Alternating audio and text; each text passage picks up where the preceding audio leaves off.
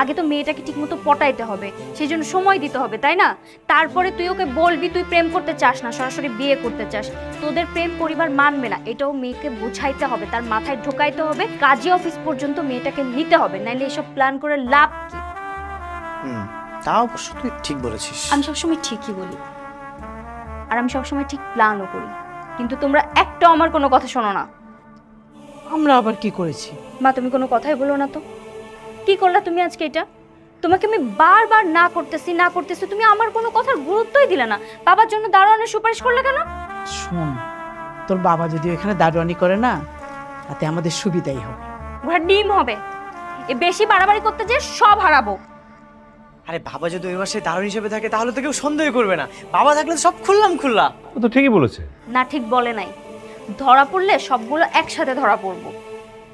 আরে তুই এত ভয় পাচ্ছিস কেন?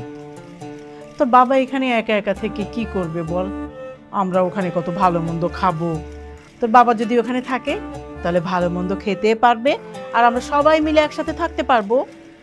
আচ্ছা ঠিক আছে, তুমি কালকে যে দারোয়ানের চাকরির জন্য ইন্টারভিউ দিয়ে এসো, কিন্তু খুব সাবধান বাবা, প্লিজ।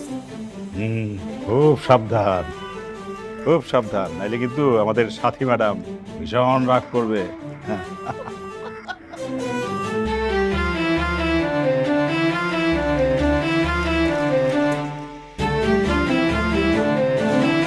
আপনি 24 ঘন্টা জেগে ডিউটি করতে পারবেন? পারবো স্যার। স্যার 20 বছরের অভিজ্ঞতা। মাঝে মাঝে একটু জিমুনি পায়, তো টুংটাং ঢুংটুং শব্দ পাইলে ঘুম খতম, বলতে পারছে টিকটিকির মতো। আপনাকে কত দিতে হবে? 25,000। সম্ভব না। 20,000 দেব, করবেন?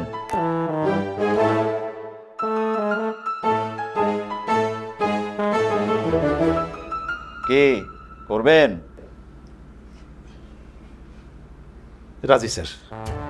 20,000 টাকায় রাজি হলো কেন?